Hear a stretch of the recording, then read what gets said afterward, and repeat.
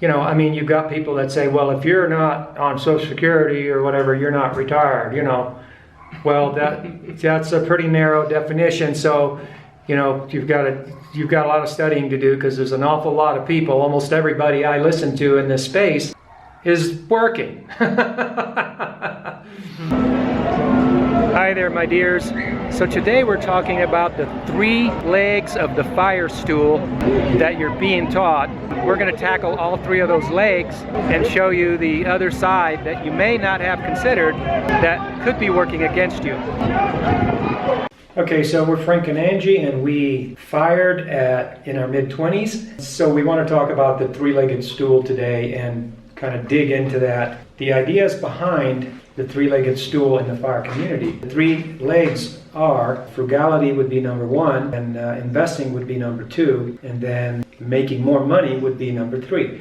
Now I want to say that all 3 of those legs are just excellent things to be doing, regardless of how you're trying to achieve some kind of retiring or better life or what have you. You know, all 3 of those ideas in principle are superb ideas. You know, no issues with the ideas.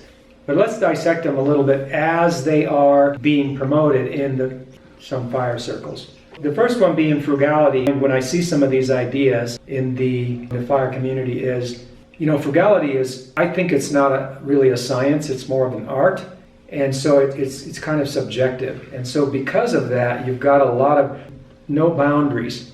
And so what you get is you get these extremes. For example, when we were first starting out, learning our industrious frugality, I read books on frugality, and one of the ideas was use old tires off your vehicle that you were replacing to make sandals out of them, making your own sandals. And while I did get a lot of good ideas by reading, really I got the best ideas from in practice and trial and error.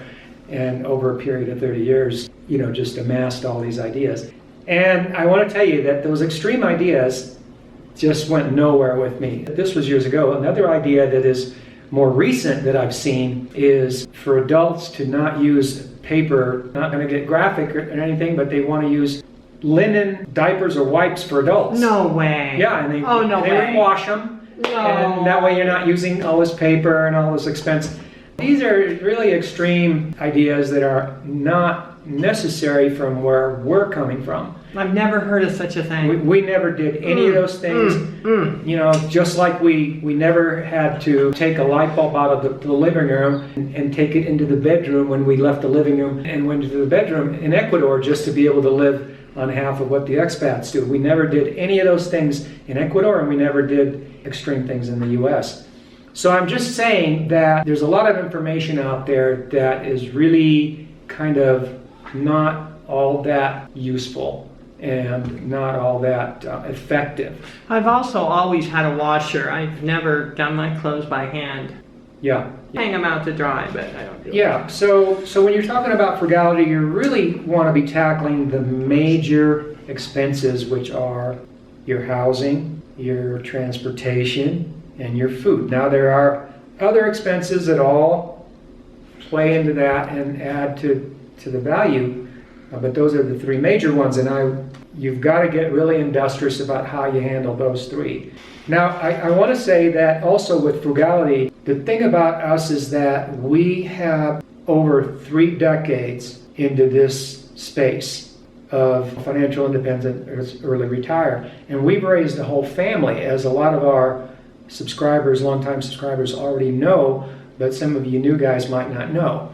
And so we raised the whole FIRE family on it, and so I'm making a distinction between a single guy. When you go out there and listen to people and you're looking at a single guy telling you how to be frugal, that's going to be a whole different ball game than somebody that's had to raise a whole family, a wife and 3 children, while at the same time being industrious enough with their frugality to save money and have a balanced life and achieve all of these goals that we're trying to achieve with this idea of what we're doing. If I was to say, well, let's just play it for instance and turn the clock back to when I was 18, well, it's just me. If I want to wear sandals made out of old tires, it's just me. It's not like I'm telling my kids and my wife, we all have to wear these homemade sandals out of old tires. You see what I'm saying? There's a lot less accountability when it's just a single person. And it's a lot easier when you're a single guy to just live with roommates or live with mom and dad or whatever, you know. It can be a lot easier to plow everything you make, you know, into investments. You know, if you're just one guy, than if you're a person that's already married and has to support a whole family. And so to have yourself go through extreme frugalism is one thing, but to have to put your family through extreme frugalism, I think it's a whole different ballgame. And this is, I think, Definitely. This is an area where we totally excelled, because we never practiced any extreme kind of frugalism, which we've talked about in a previous video. On the contrary, you know, we developed an industrious frugalism where we just had, you know, because you got kids, they need stuff, you know, and you got family, and you just, you know, just the whole picture is a totally different picture. Okay, enough said about that. So the second leg of the stool is investing. There's no one way to reach the goal of not having to work at a job you really don't want to be working at. And different people achieve it different ways. And the way they do it is by investing either in the stock market or real estate or what have you. We did it with micro enterprise, but that's not all we did. We'll talk about that in a minute. But what I want to say about the FIRE community and how some of these ideas are put out is that they make it sound as if, oh, just do this and, you know, that's all you have to do. But there's a whole lot more to it, because if it was that easy, everybody would just be investing and everybody would be retired millionaires. Clearly, when it comes to investing, there's a learning curve, and, you know, there's sacrifices. I mean, it is a business when you consider that if you're investing in the stock market, really you're running a personal stock market investment business. And if you're in real estate, you're running a small investment company, or large, or however big you want it. And so whatever you're doing, you are running some kind of an enterprise, and that requires a learning curve, and it requires time. You know, it's just that people are already, the whole goal and the whole idea, it seems to me counterintuitive to the idea, because you're just adding more time to your schedule that you're going to have to be working in addition to your full-time job. So what they're being told is, yeah, you've got a full-time job that you want to be able to have the option to not have to have at a point in the future. But in the meantime, you keep your full-time job, but at the same time, you know, you need to be running these businesses. Now, I understand that when you're talking about investing in index funds, that really doesn't take a whole lot of time and effort and study, other than initially understanding what you're getting into.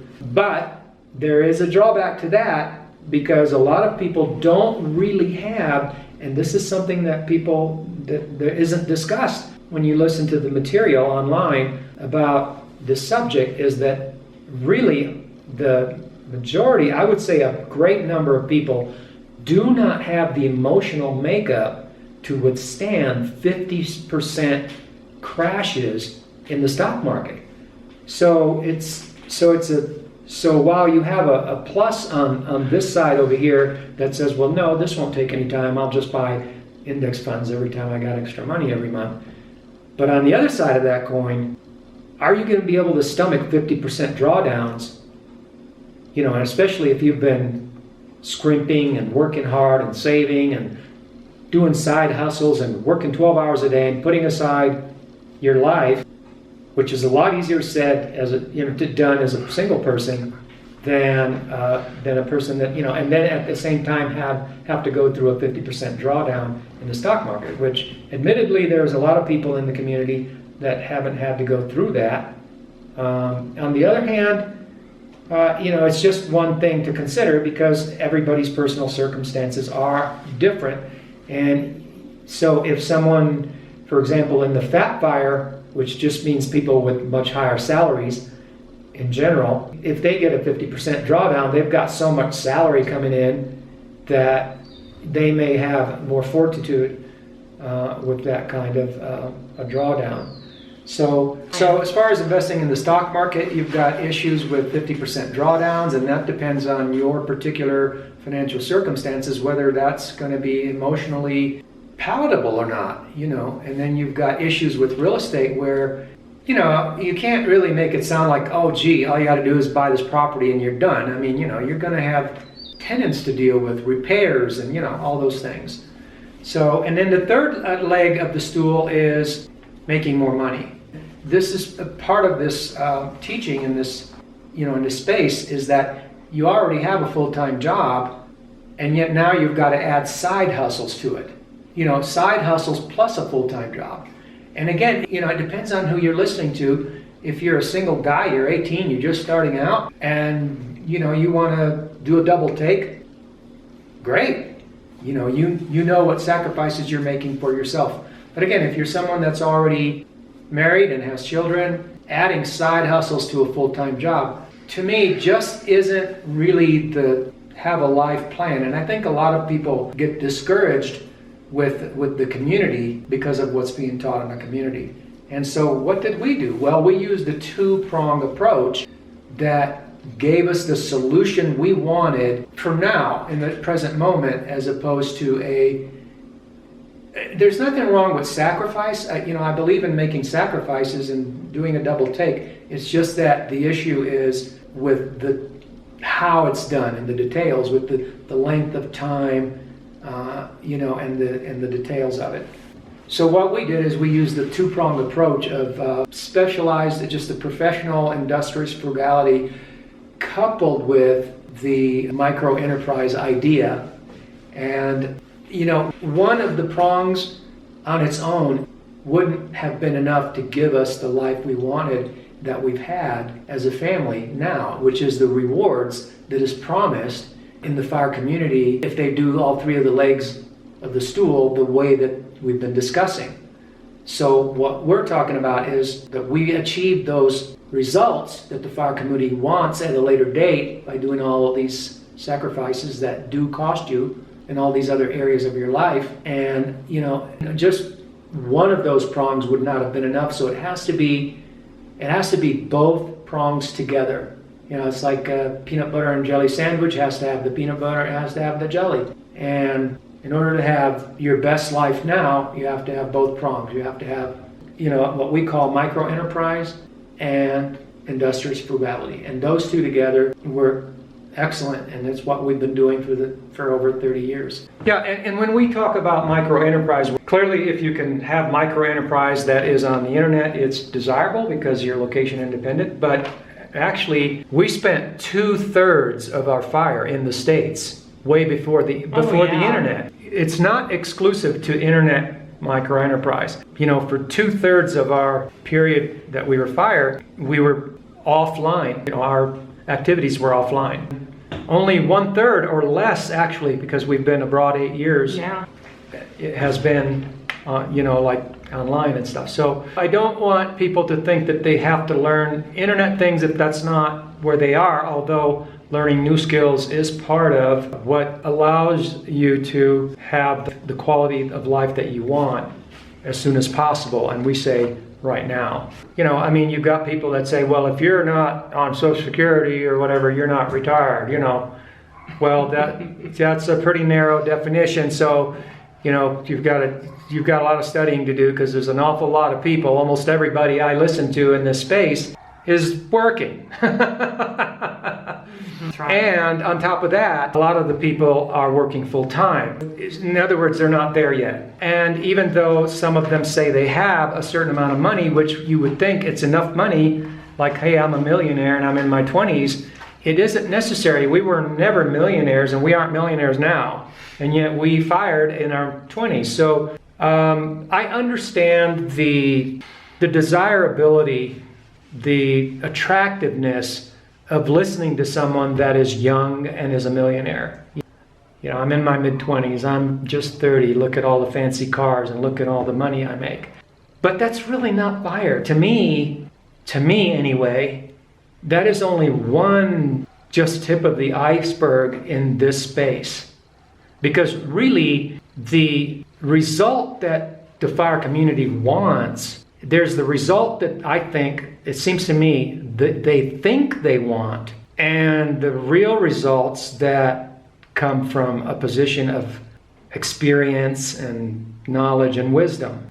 Meaning that it may sound attractive that, you know, to be a millionaire and be young, and I'm not saying it isn't, but for most people that's not going to be attainable.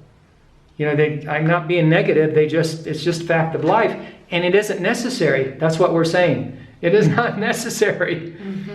I think that's a really important distinction to be made in this space. Mm-hmm. I think that it's encouraging to a lot of young people, because I think it's misleading to make it sound like it's super easy to just get out there and do what I did and you're going to become a millionaire and therefore you'll be fired. Mm-hmm. You'll be financially independent or retired or whatever. It's a good goal to aspire to, but you've got all of these issues that we just discussed. So with that, if anything resonated in this video, join our Facebook group that is related to this subject. And also, if you like the video, you know what to do. Angie, give them a thumb. And thanks for listening. Ciao. Have a nice day.